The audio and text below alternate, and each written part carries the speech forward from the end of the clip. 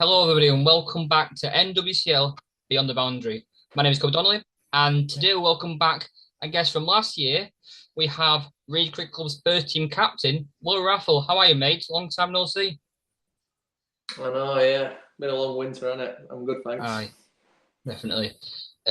So if you guys don't know Will, you can just go back last season. We introduced him then, but as it stands, first team captain, man of Reed. But so we'll just go straight into the season pretty much, and we'll start off with last season, and he was relatively successful, although you probably wanted to win perhaps another trophy. But we started off with the league. You came second to Farnworth Social Circle, took it all the way to the last of the season. What did he make of the league season overall? It's been a funny one because, like, at the start of the season, obviously we weren't expecting to be anywhere near. Because obviously we were championship side the year before we came up. We had a good year, and then it's a bit it hurt a bit because of the position we put ourselves in. Obviously we got off to a great start. I think we won the first 8 or 9.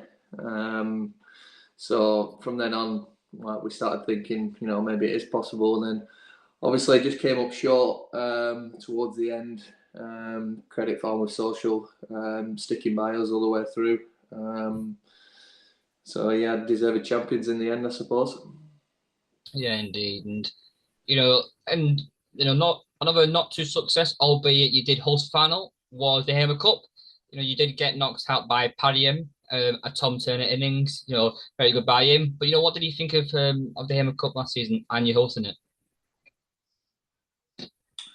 Um, can't really say what I wanted to say because we had every single game was away. I think we must have had the toughest run. I think we had Farnworth away in the first round. I think we had Farnworth Social away in the second round.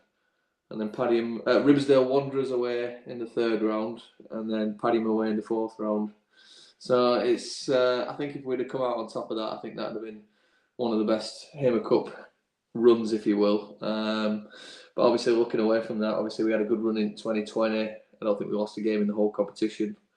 So, listen, at the start of the season, we'd have obviously taken a good cup run, a trophy, and second in the league. It was overall, it was a good year, but because of the positions we found ourselves in after the start we had, obviously you can sort of take what you want from it, whether it be a good season or a bad season. Yeah, and the T20, you did manage to win and still to leave, but it was that finals day, two different finals day. But you did come out on top. It was a very close game. Took it to about third ball, 3 balls to go. And I took a video of you guys celebrating. It really meant a lot to you guys. Some celebrations there. What did you make of that whole campaign overall? It was good. I mean, we a lot of our like style of batters, like, it really benefits 2020 cricket benefits us. Like, all of us, we like to go hard. Like to play hard cricket, especially at home. Anyone who's been to Reed know what it's like. It's a run fest. So it really suits our game. So the lads really get up for it because there's I won't say it's the best competition because in my personal opinion it's not, but I know the lads really enjoy it. Brilliant. And one of your players mentioned your batters going strong was Joe Alstead. Obviously he's been a very, very good player for you in both, not just T20, but the league as well. Bat and bowler. He opened bat in the T20s last year. I went to watch you guys against Barnsley last year. Scored a century. I think it was his perhaps first century for the club, and albeit really small ground, but he must have hit a good 4, 5, 6 in that. How important do you think he's been, not just in your T20s, but also your league as well? He's a vital player. He's Joe. He's also one of my best mates. So I won't let anyone say a bad word about him. But no, it's a bit of an inside joke there. But Joe's he's my vice captain. So I always go to Joe on the field, asking for ideas or what he thinks, and he understands the game really well. I mean, he went to cricket school, believe it or not. So he's played a fair bit of cricket, but he's such a vital character, not only on the field, but he's a big character in the dressing room as well. Like, people look up to him. He's quite a big voice, and he's crack's all right as well. To be fair, he's got good crack. Brilliant. So now we'll move on to the main reason we got you on was for your game on Saturday against Farnworth, which was a absolute run for an absolute fantastic game. I couldn't, obviously, I wasn't in the Northwest for that time, so I managed to watch you guys, and it was definitely a perfect game to have on. You managed to chase 307 against Farnworth. But we start off with the first innings. Liam Smith scored a century. They had a few players coming down the order who hit a few quick runs, and the sub pro got 80 as well. We all know how, especially looking at that Hamer Cup final last year, how I'm going to say easy, but it's how easier it is to score runs at Reed, and perhaps to chase such a high score. After that first innings, were you very disappointed with your side performance, or were you just, I think Farnworth just played really well? I mean, take nothing away from the game. I mean, it's probably one of, if not the best game I've been involved in. But the amount of teams that come and bat first, and they might get anything above 250, and they just all really sort of chirpy on the sidelines, all within the spirit, but they all think that they've got enough at half time, and they all start celebrating a bit too early. And yeah, I think we could have bowled better, and I think we could have fielded better, but we were really positive at half time, and I don't think there was anybody who thought we were going to lose the game at half time. All the spirits were up. We just knew how easy the runs were coming. And if you get a partnership going on Reed, and we've got 11 lads who can hold a stick. I mean, you seen that on Saturday. You got number 10 coming in, scoring 31 out of 14 balls. So while there's two batters out there, no matter how many runs we need, I always think that we've got a chance. Yeah, exactly. You mentioned number 10, Ben Goodall, clutch player, right time, absolute unreal innings from him, 32 not out off about 13, 14 deliveries, absolutely fantastic. For the third teamer, I don't know if he's played a bit of second team cricket as well, but he did very well in there. But coming in, number 10, doesn't bowl in the first team, he did his job perfectly. And I do ask you one question about that, but do you think Ben Woodall will talk more about his knock at Fenny on a six on Saturday? I reckon he'll stop talking about his Fenny innings now. Now that he's got a new innings to talk about, he's been living on to that for the last couple of years. To be fair, I mean, one of the best things about on Saturday was that he was working at 9 o'clock, so he couldn't stick around to talk about it. So it was just a win-win, really. Wow, brilliant! And you mentioned Shian there, who got another century for you. I've seen him play. Fantastic player, fantastic baller. I think we spoke to Halty last year, and see how good he was. But how nice is it to have someone in that side, who's gonna perform both with the bat and ball as well. This is it. I mean, when you sign a pro, sometimes you don't really know what you're going to get. Luckily enough, we'd played against Sheehan a handful of times, and I think he's always scored runs against us. So when we signed him, we knew what we were going to get. He come to us more of a batter who could bowl, but his bowling's really good, really good. He's so tall, he gets so much bounce. Like sometimes when you're bowling, you can hear the revs on the ball with the spin, and he's just so good. I couldn't probably put a finger on it whether he's better at batting or bowling. That's how good he is at both, really. Brilliant. And if you were checking his skill, I don't know if you checked him after your game or not. And obviously, Paddy also had a fantastic chase and against Farnworth Social Circle. You could arguably say that was better than yours, as some people mentioned on our Instagram story. And Tom Turner, big game player, clutch player. As you know, did it against you in the Hamer Cup quarter final last year. Did it again on Saturday. Did you when you saw that score? Did you expect that Paddy were going to win that game?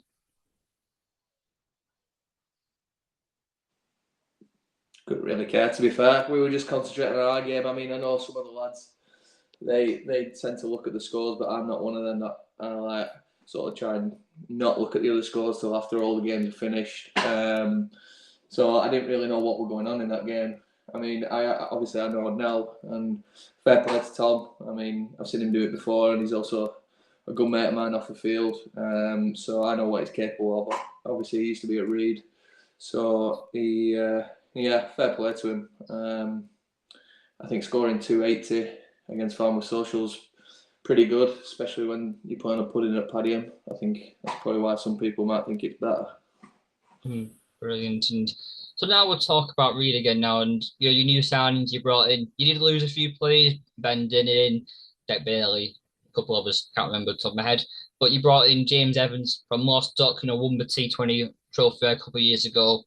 I did very well with a bat and ball last season. And you also brought in Kyle Connor as we keep from Clitheroe, if I'm not mistaken. How nice was it to bring these two players in despite losing the players that you did? Yeah, obviously, we'll start with Kyle. Kyle was the captain of Reed first when I first broke into the first team. So it's nice to sort of be on the other end of that, really. Sort of return the favour. Obviously, like I say, Kyle's a Reed lad, and he's always wanted to come back. He just wanted to wait till the right time, and now he feels like it is the right time. Obviously, it's really tough on Ben. With Cal being a Reed lad, there's a young wicket keeper coming through as well. So Cal's not going to play every game. Whereas Ben, credit to him, he won't miss a game.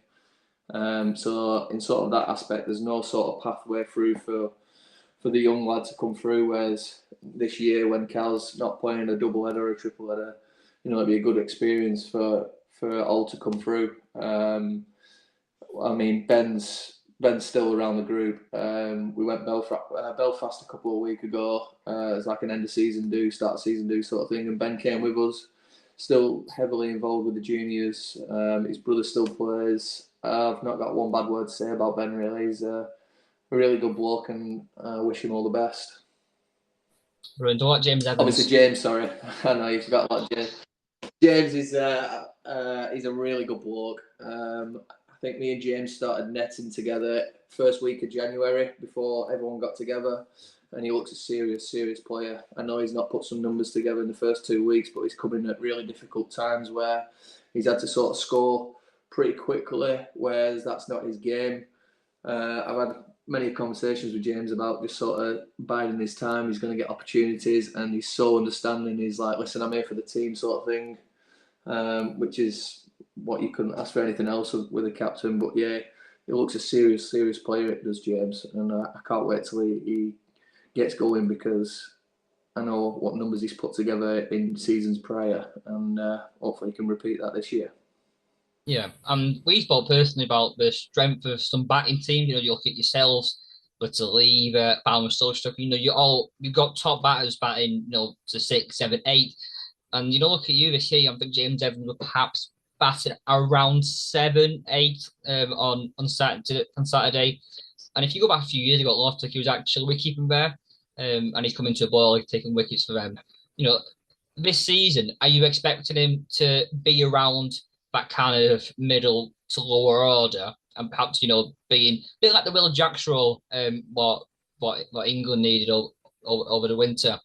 And do you see him balling as well this year? I don't think he's bowled this year so far. We've had that joke actually about the Will Jacks finishing role. We've sort of spoke about that in a jokey way. But like I've said to him, I've got Sheehan and Holty as like two spinners. So he's effectively third choice spinner, which obviously is you're not always going to need 3 spinners. There is an argument as well that I'm a better spinner than him as well. So we're still having little battles at training. But I've told James is that Altair, he's not going to play every game. He's going to get opportunities at the top of the order. Just make himself like undroppable. Like when he gets an opportunity, say he gets a really tough, gritty 50, and Altair's back the next week. It might be me or it might be Altair. That drops down the order. The thing is, with our batting lineup, anyone can bat anywhere, and nobody had pulled a face. Like we've got a perfect squad that everyone's happy batting anywhere, and anyone can bat anywhere. Perfect. Yeah, having Ben players being able to come down 6, 7, having you had Jack Wood batting 9 on Saturday. having these players who can get your runs down the odd and crucial runs, because not all the time you're going to be scoring 230, 240 just from your top five. How about having these players when you do, when you are in trouble, you got these players who can come out and get a gritty 50, like you said, and perhaps that could be the difference to you winning the title and you're not. So yeah, it's very good to see, and like you said, your batting order you could easily change any one of that top seven, and they could all perform as good. So that's fantastic to see. So, looking at your expectations, and I know you set high expectations of your side. You said last season was a good season, you won a trophy.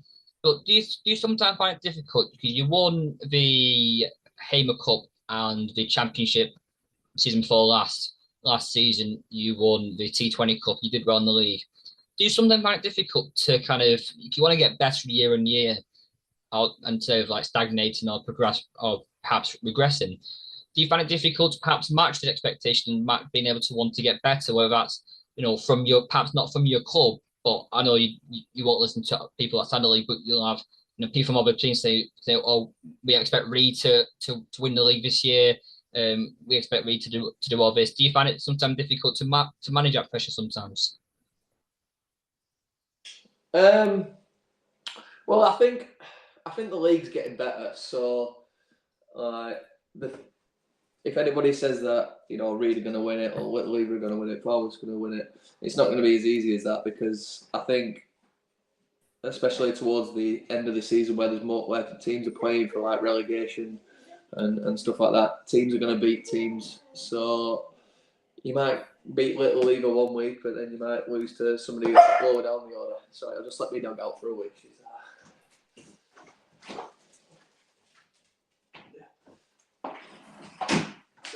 Sorry about that.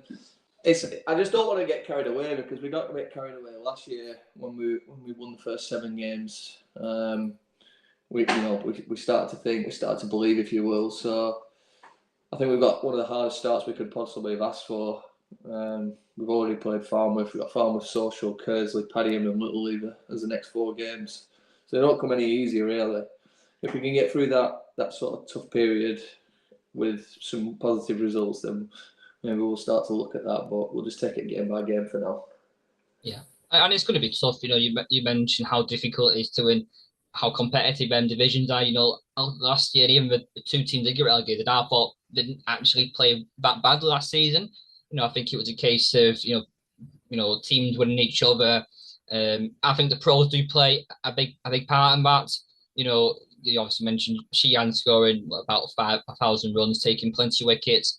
Really helping you out. In pros are the main, starting your person your side, as well as your overseas amateur. I know some clubs can't afford an overseas amateur to accommodate them or travel, whatever. So it sometimes puts them a bit of a disadvantage. But like I said, the league is always competitive, and whoever you play, whether that's the leaver, whether it's Tong, whether it's another team, it's all going to be competitive, and especially getting them 2 bonus points to bowl a team out, which I find not many teams, especially at the start of the season, want to give the wickets away too easily. But yeah, you mentioned your It's junior harder to players do that there. on Reed as well. Pardon? It's harder to bowl teams out on Reed as well. Yeah, it is indeed. It's so flat and so small. And you mentioned your junior players there, playing first team. You had Isaac Spence playing on Saturday, and you gave him a ball as well. You gave him a few overs. I think we had Ollie Watson playing last season, and obviously you mentioned you're going to be playing this season. And even you had young Joe Leach. He got scored in maiden 50 for the thirds the other week, and then followed up with another 50 on Sunday as well. So you got a lot of players coming through. How nice is it to actually be able to, it's obviously hard to recruit players nowadays. So, how do you find it being able to have these players you can just come into the thirds or seconds and say, what, we'll take them and we'll develop them into a solid first teamer? Yeah, I mean, if you watched the video last year, you'll know that I'm not really heavily involved in the junior side. Chris Lishman does a fantastic job with the juniors. But it's so good for the young lads like Ollie and Isaac to come play. I mean, they might not bat as high up as they want, or they might not bowl as many as they want, but the experience that they're getting by playing with us and playing against better cricketers, it will benefit them loads. And JB Woodall, second team captain, and Harry Burrows, they both do a great job of giving the lads opportunities when they come in, not just like, we need numbers, come in the field and bat 11. I think Joe Leach opened for seconds last week, and Harry Burrows does an amazing job with thirds, making sure that nobody bowls too many overs. Like, young lads get a go. I think last 2 weeks he's used 8 bowlers, so it's really good. Players are coming through. So yeah, Brilliant. Yeah, that's fantastic to see. Players being given the chance, and then when they come into the first team, you've got, instead of having 5 bowlers bowling your max overs in your seconds, you've got have 7, 8 bowlers who's perhaps giving you that opportunity to let them develop instead of just being there as a lower order batter and a fielder. But and I want to talk about yourself, and I was going to mention this last stream, but I actually forgot. So obviously when I watch your live streams and I see the photographs your photographer takes, and I don't know if this is true, but if it's not mistaken, every game when you're batting, you always have a rag on you. Is this true, and is this like a superstition for you to score runs? A little bit, yeah. I think we had played in a really hot day once, and I sweat loads. Like, I go through gloves and get sweat dripping down from my lid. So I used one once, and just to wipe the sweat off, and I think I ended up getting like 90 odd or something. So then I just had to stick with it and couldn't change it. I am a bit superstitious. I am a bit weird, but everyone's different, aren't they? Everyone has their own attributes, and it's just what works for people, isn't it? Yeah. Do you have any other superstitions that you stick to before a game? I never knock up, I've throwdowns before a game. No, I never really do anything like that. If somebody says, "Oh, it's underarm you have to," no thanks. Yeah. No, it's just weird, isn't it? Well, I think we had this conversation last season. Sometimes you thought when you're doing throwdowns, you get used to playing that same shots continuously, and perhaps when you're in a game, you're not playing that same hitting back to the bowler all the time. You're playing a mix of different shots. So perhaps that puts yourself in a mindset where you're playing like that. So I think a few people would actually agree with you there. And another question, we mentioned Mr. Halty last season again, is are you still going to open bowl in the T20s this season? Yes. Yeah. Brilliant. 100%. Yeah. Reed I think never ever lost a game that I've opened the bowling with. No, that's true. That's true.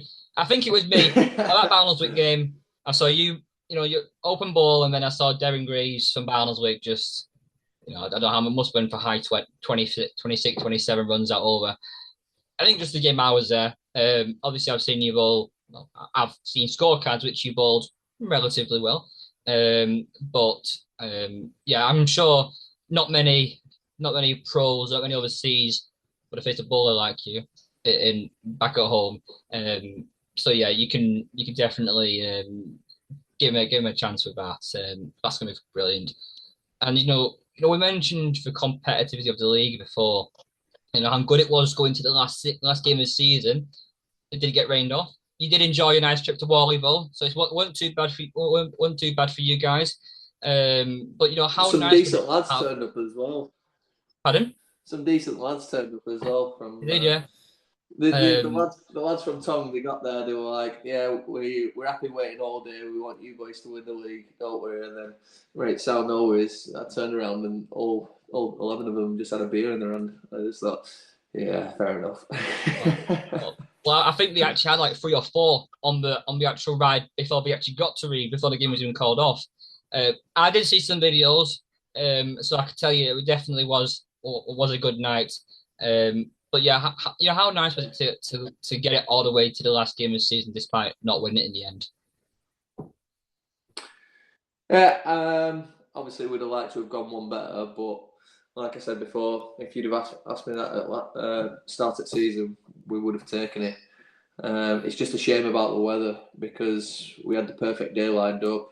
I think Lostock were going to beat Padiham to send them down, and we were going to beat Tong, and Farnworth Social were going to lose. So we had the perfect day plan with Reed winning it and Padiham going down, and then the rain came. So we just had to go Wally and drown our sorrows with some lads from Tong, which was equally as good actually. I had a good day. We got bus there and back. Yeah, well, that's brilliant. You know, I know you guys and Paddy are rivals. You know, you're good friends off the field as well. You know, and I see obviously some rivalries. You know, in football, sometimes a team gets relegated. You don't get them derby days anymore. Would if Paddy did get relegated? I know I thought they were much better than you know from where they were last season. If it did get relegated, would you have missed those very good derby days that you two guys have? Um, yeah, I mean it's always good because we play seriously right, when we're playing against them. It is a big occasion, but like you say, we're really good mates off the field. I think Toby. I think I mentioned this last year. Toby's actually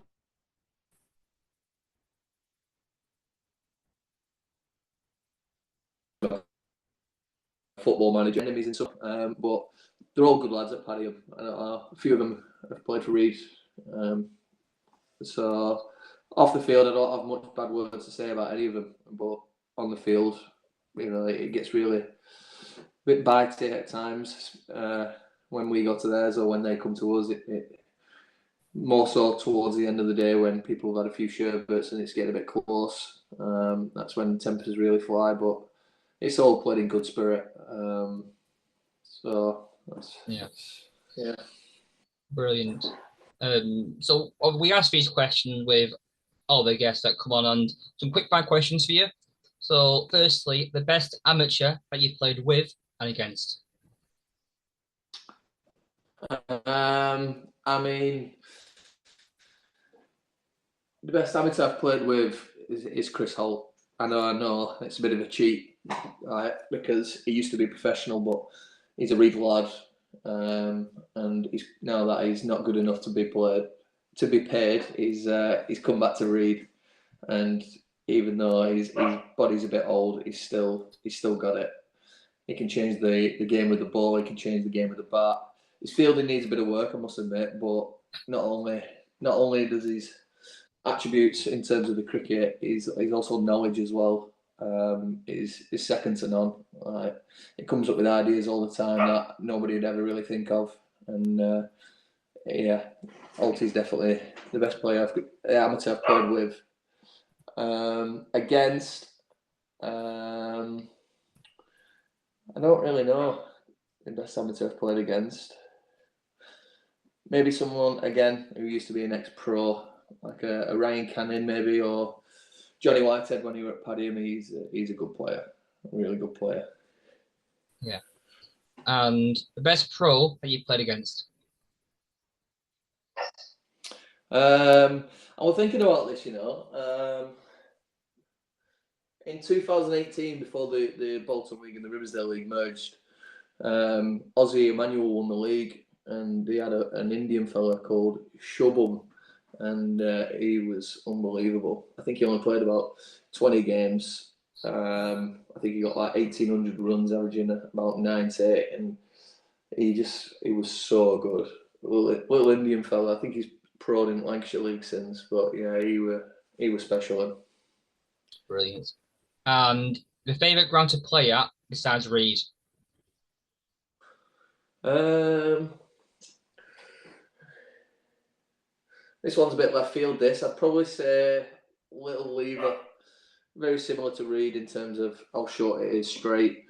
Always played on a nice wicket there. The lads play hard cricket, but they always make us feel very welcomed. We won the Hamer Cup final there against them, which I'm sure Josh will love me for bringing up. But yeah, I'd probably have to go Little Lever. Brilliant. And the funniest thing that you've seen on a cricket field.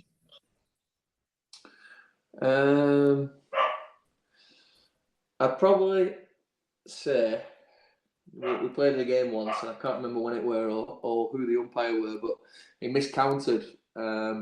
he counted 7 balls in the over instead of 6, and the seventh one went through his car window, which was quite good. But when we found out afterwards, Well, that's brilliant.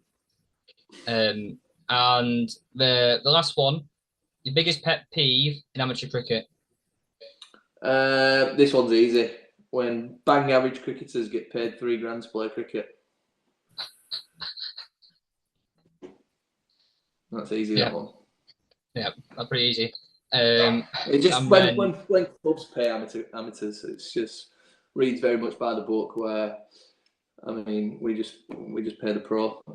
We've got some ex-pros, but luckily enough, they're Reed lads, so they don't want any grass. It's just really annoying sometimes. yes, it's perfect, isn't it? No, I feel no. There's two ways to look at it. As a league, we don't allow players to be played. Obviously, there's loopholes around it. Players do get paid, but it's nice to see a club who like yourselves who don't pay players besides your pro. I think it helps competitivity because you got perhaps a team in the championship who don't pay any players and perhaps can't afford as good a pro that you can. It just makes it so hard for them to compete, and in a way, it does bring top players to the league, improves competitivity. But then again, you can argue it in another way. So I don't think, unfortunately, we'll ever win that argument. There's always going to be people both for and against it. But personally, in my opinion, I don't like to see it. But going ahead into your game of the weekend against our social circle, battle last season, Jamil's on form again. They've got a few other good players who performed well on the weekend, as is you. But how do you see that game going? If we get Jamil out for anything less than 80, we win the game. Pretty confident? Yeah.